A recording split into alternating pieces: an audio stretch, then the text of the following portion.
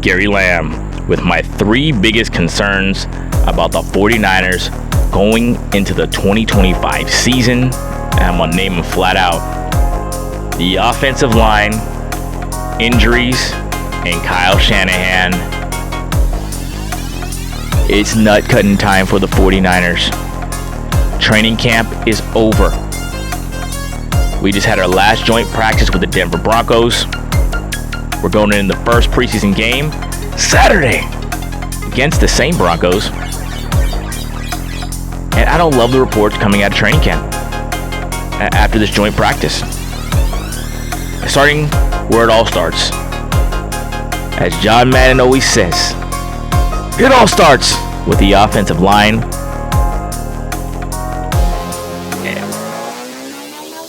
And we're getting whooped. We're getting whooped. It's starting with Jake Brendel getting knocked on his can. I don't see the strength. I know the Denver Broncos are touted to be a good defense. I'm sure they will. But if you want to be a good team, you got to be able to hang with a good defense. And I just don't see the strength in the offensive line. We can't get short yardage. We can't pass block. So if you don't, what do you do well? What do they do well? And I'm tired of talking about Jake Brendel. He can't get a push at center. We have Brent Barch slated at left guard. What does he do well? I mean, he has a great athletic profile. Another guy who has an injury history. Pooney, probably the only guy, the right guard, only guy with some upside. But it's only his second year. Can't do it alone. Colton McKivitz, he's not as bad as people think, but he has no real strength. Is he exceedingly powerful? No. Exceedingly quick? No. Will he be at the right place at the right time? Will he panic? No. He's a tough dude. He'll hang in there, man. I respect that, but he's not a. You can't. There's no like run to the right behind McKivitz, right? And absolutely one of the best left tackles in the history of football, Trent Williams.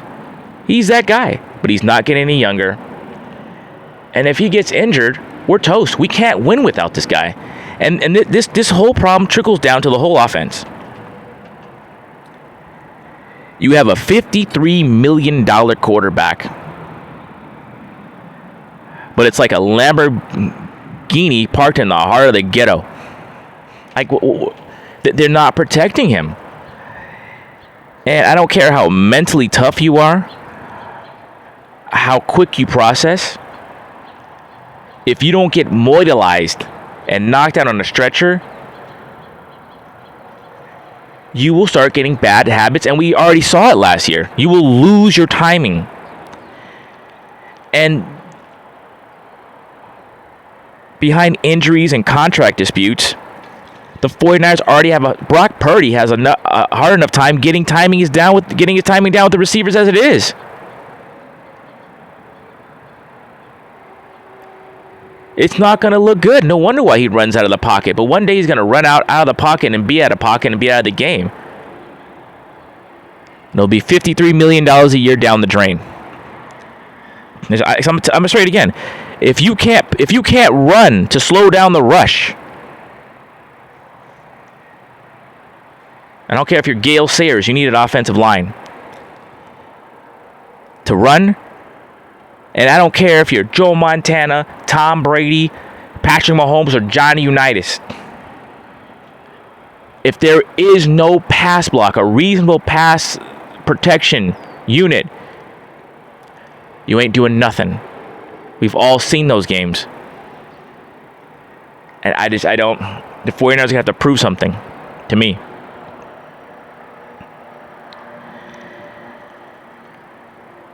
All right, let's get to injuries. Mikael Williams, hyperextended knee in the joint practice, our number 1 pick. 49ers just draft too many injured players. We signed too many injured players.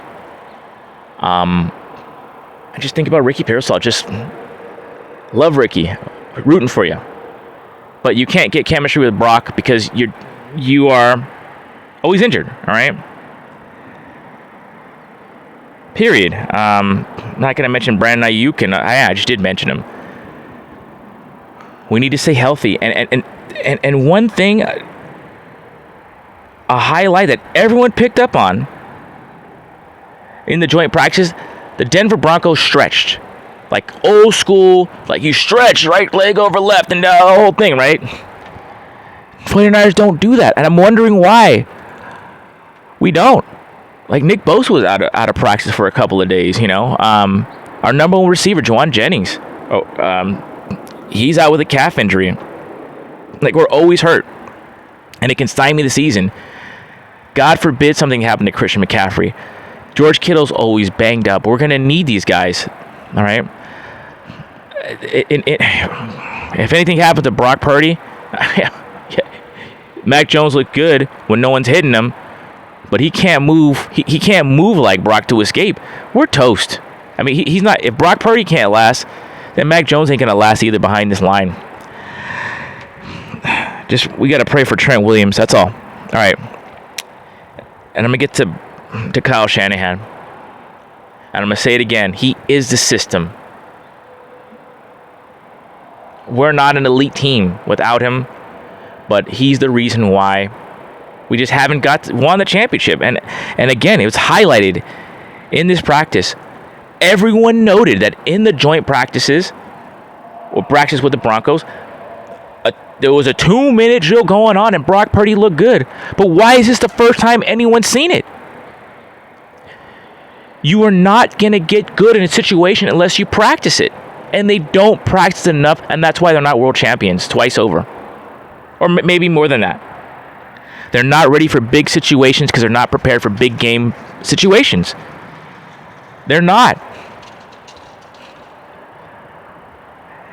And again, another criticism of Kyle. You're supposed to have this big processor in Brock Purdy. Even Mac Jones. Supposed to have good anticipation. Why don't you give them audibles? Give them more control. You're paying a guy $53 million a year. He's supposed to be smart. Let him use his fucking brain. Do you have to control every damn thing? Do you have to have a camera in every damn meeting room? That's weird. Part of the best thing about working with your colleagues is talking shit about your bosses and then getting over it. And then, you know what? Everyone sucks. We're going to get it done anyway because it's a team. But you have to have that process. You need to get it out in the meetings, all right? That's what you need to do. That's part of life. You need to commiserate with your buddies. But you can't do that on camera. Bullshit. There's too much control. You got to... If you believe in Brock enough to give him money, believe in him enough to have some control of the offense, okay? All right. And again, I'm back to injuries, but Kyle does not manage. Sometimes doesn't manage his personnel, I think, properly. He gets too cute, and this is going to be a sign he's doing the job right. We might see it in the preseason game. Just watch Ricky Pearsall. The book on Ricky is easy for me. I'm no damn NFL scout, but I saw it at the Senior Bowl, the practices. Ricky Pearsall has beautiful feet, man. If you give him space, boom, he's gone. You can't touch him. Let's see, he's untouchable. He has 4.39 speed. He's quick. People say he's not tough, but he'll catch the ball over in the middle if it's in his catch radius, right? Except for yesterday in practice when he dropped it and it was intercepted. But he's tough enough to catch the ball. But his strength is not being an X receiver or the receiver on the line of scrimmage. If he gets touched, he get knocked down. Before the ball is in the air, he just doesn't win the physical battle. Okay, when the ball's in the air, he could fight for it. He doesn't have the longest arms, but he really is good when he's not on the ball. The great news is this: the 49ers, Kyle Shanahan, we have a great motion offense. So put him in the flanker position or off the ball or in motion. He should never be at the line of scrimmage like this, where a guy could be bumping you like that. He should never be in that position. So let's see if Kyle manages last year's number one pick right. Let's see if he manages his injuries properly. And again, Will he manage Christian McCaffrey properly? We need him in the passing game. Brock Purdy's going to need him to be an outlet and a blitz pickup master on third downs. We're going to need that from him.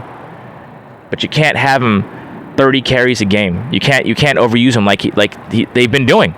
And he's not getting any younger either. This might be the last hurrah for this guy, but he's still a useful player because he's a good ball player.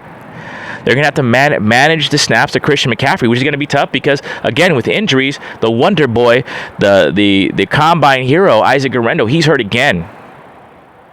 The 4th-round pick, Jordan James, he's hurt now. Kyle Shanahan's going to have to manage his backfield rotation, period. Another guy we can't afford to miss, George Kittle. I've been saying it for years. We need to transition George Kittle to more of a receiving tight end. And it's going to be tough because I don't trust the offensive line. George Kittle is one of the best blocking tight ends in all of football. No doubt about that. That's not even a question. But again, another guy Brock is going to need. Ayuk is out. Okay? Our best receiver left. Juwan Jennings, he has a calf injury, and he's not fast, okay? I really like Jordan Watkins, but he's a rookie. You never know, okay? And because of the volatility of the whole receiver position in general, it's hard to build chemistry. You know, I like Chris Saul, but Kittle is a guy you need to rely on. And the good news is this.